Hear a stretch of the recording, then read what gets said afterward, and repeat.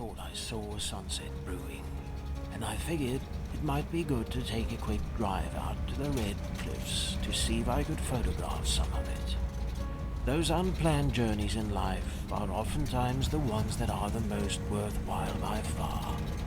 But then, unplanned journeys tend to also come bundled with inherent risk, and so it happened that a few miles away from home, I realized that I'd left home without my wallet or my driver's license.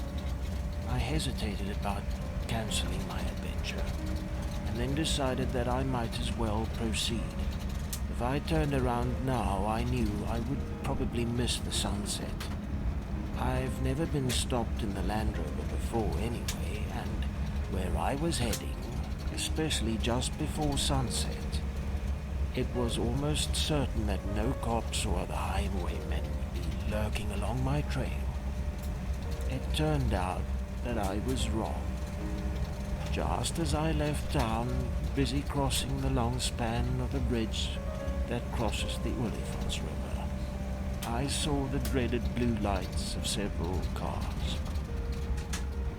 A roadblock, unfortunately, and there was no way of avoiding it.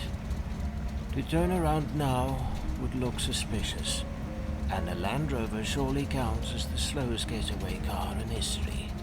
I didn't think I'd succeed if it came to a chase. There was hope, however. The turnoff to the Red Cliffs was right next to the roadblock. Perhaps, I thought, they might be so busy with other cars that I could simply turn away unhindered.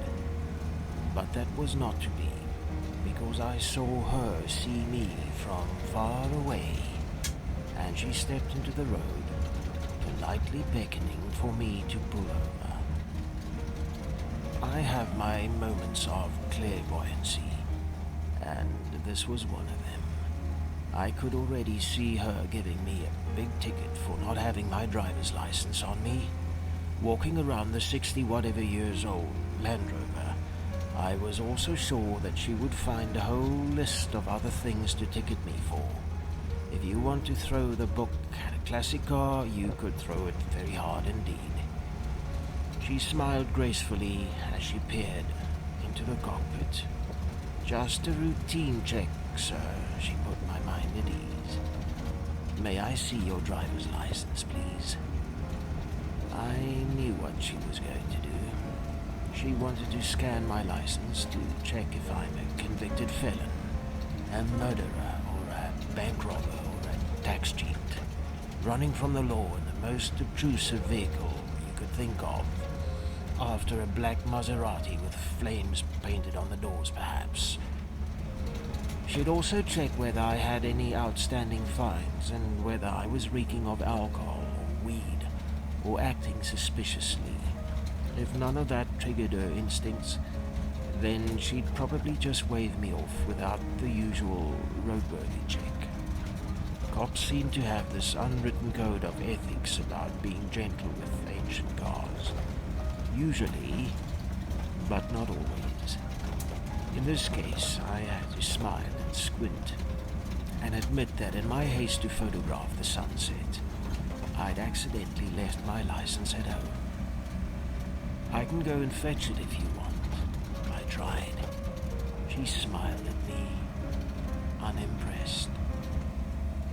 "Where do you live, sir?" she wanted to know. "Oh, just up the hill in town," I said, beckoning behind my shoulder with one thumb. "And where are you heading, sir?" she kindly asked. "Right there," I pointed at the Red Cliffs. I was hoping to photograph the last rays of the sun as they turned the rocks a bright red color. She looked at the cliffs, and then cast an eye at the western horizon that was fast fading. Then she smiled, gave the landy one look over, and said, "You'd better get going then, for the sunset's nearly over, and we wouldn't want you to miss it now, do we, sir?"